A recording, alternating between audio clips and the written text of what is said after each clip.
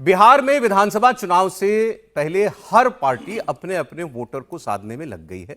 राजनीतिक पार्टियों की नजर इस वक्त आज की अगर मैं बात करूं तो वो कुशवाहा वोटर के ऊपर है। आज कुशवाहा समाज के एक बहुत बड़े लीडर रहे शहीद जगदेव प्रसाद जी की का शहादत दिवस है। इस मौके पर पटना से लेकर सासाराम तक आज दो बड़ी रैलियां होंगी। पटना में आरएलएम के नेता उपेंद्र कुशवाहा मतलब एनडीए उनकी एक बड़ी रैली होगी। दूसरी ओर सासाराम में तेजस्वी यादव वो भी कुशवाहा समाज को लुभाने का प्रयास करेंगे।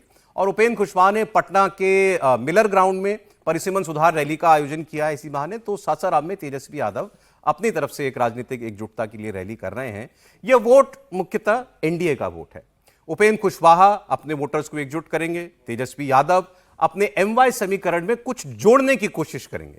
अब ये एक्चुअल आप देखें तो इस चुनाव का सबसे बड़ा गणित जो है वो यही है। तो आइए इसकी बात हम लोग पहले कर लेते हैं। जातियों की अगर हम बात करें मोटा मोटा तो सवर्ण वोट जो है 53% एनडीए के साथ है। महागठबंधन को 15% मिलता है। इस पर महागठबंधन बहुत मेहनत भी नहीं करता।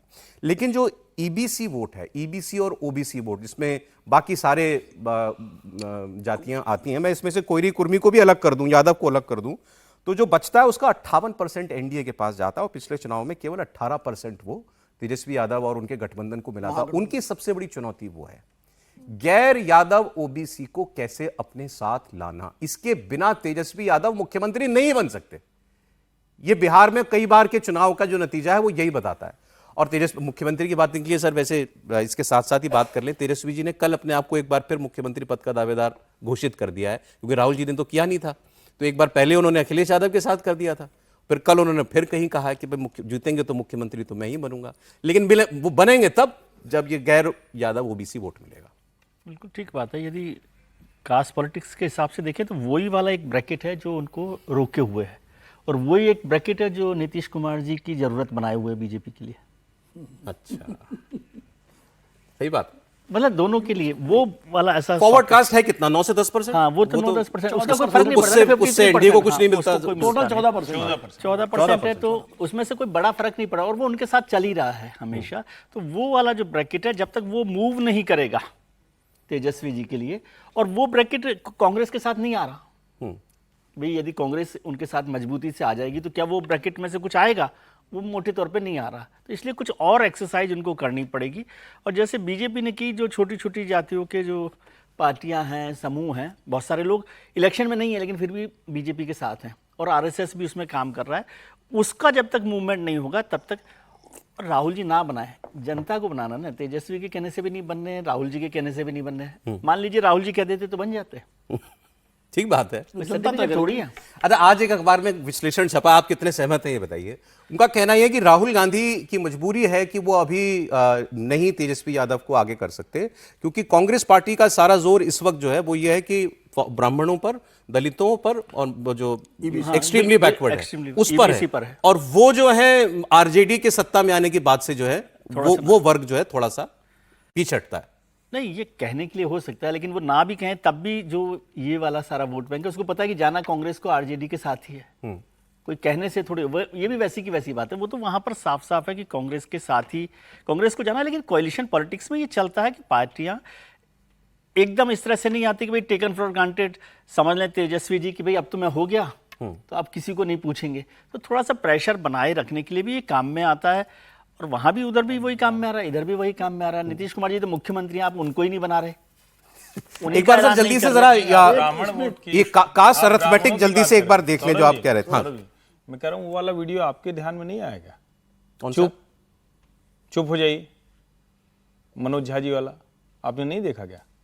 राज्यसभा सांसद हैं, उनको शक्ति यादव पीछे से कह रहे हैं चुप हो जाइए, और उसके बाद मनोज जी ऐसे चिप हुए जैसे स्विच ऑफ कर दी गई। अच्छा, मैंने नहीं देखा, मैंने नहीं पाया। तो होगा वो आपकी बात। आप कह रहे हैं ब्राह्मण को चुप करा दिया? नहीं, मैं कह रहा हूँ मनोज झा जी को चुप करा दिया। झा जी ठाकुर का कुआं गाते हैं, भाई ब्राह्मण 3.5% भूमिहार, लगभग 3% राजपूत, 3% से कुछ मिला कुछ ऊपर आपने बताया फॉरवर्ड कास्ट सारी मिला दें तो 12-15% है। 14% कुर्मी आबादी 3.25% है। जी, कुशवाहा आबादी 4.25%। नीतीश जी की कौन सी सर? कुर्मी, तो उनका तो 3% से भी कम वोट है उनका। 2.5%। तो इनको भी वही वोट करते हैं जो 35% का जो वो ब्लॉक है, एक्सट्रीमली बैकवर्ड, एक्सट्रीमली इसी की ताकत यही है। ठीक है। एक पासवान वोट है जिसको दुसाध वोट कहते हैं, ये 5.5% के आसपास ये है। चिराग पासवान का, इसीलिए चिराग पासवान को कल चिराग ने लग भी रहा है कि कल मुझे- अपनी बैठक की है, कल 20 मिनट भाषण दिया, लेकिन एनडीए का नाम तक नहीं लिया कल उन्होंने। एनडीए का नाम नहीं लिया हाँ नहीं, क्योंकि उनकी महत्वाकांक्षा 40 सीट की हमने बिल्कुल, पहले बात की थी, और बिल्कुल। खबर ये छपी हुई थी कि उनको ऑफर जो है मैक्सिमम 25 हुई है। हाँ, वो लेकिन वो 40 से कम पे वो राजी नहीं है। ये ईबीसी जो 36% है, ये है असल चाबी बिहार चाबी की, ये है। और ये चाबी अभी नीतीश कुमार के पास है। देखिए और ये चाहते हैं सब बाकी दल जी।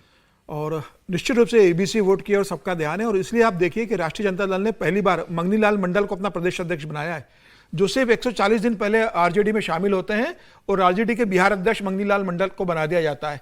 तो बनाने के पीछे यही कारण था मंगनी लाल मंडल को, धनुष जाति से आते हैं, अति पिछड़ा जाति से आते हैं, कि उसके आने से अति पिछड़ा वर्ग का जो वोट बैंक है वो आरजेडी के साथ शिफ्ट करने की कोशिश थी। और जिस तरीके से कांग्रेस ने अपने दलित रविदास से आने वाले को प्रदेश अध्यक्ष बनाया है, तो मुझे लग रहा है कि ये पूरा फोकस इस समय है कि अब ये इस बात को भी जानते हैं आरजेडी कि भाई सिर्फ एमवा समीकरण जो मुसलमान और यादव समीकरण है, उसके दम पर वो कभी सत्ता में नहीं आ सकते। उनको उसके अलावा एडिशनल 8 से 10% वोट की व्यवस्था करनी पड़ेगी कि जो उनके साथ लौट कर आए या उनको वोट करे।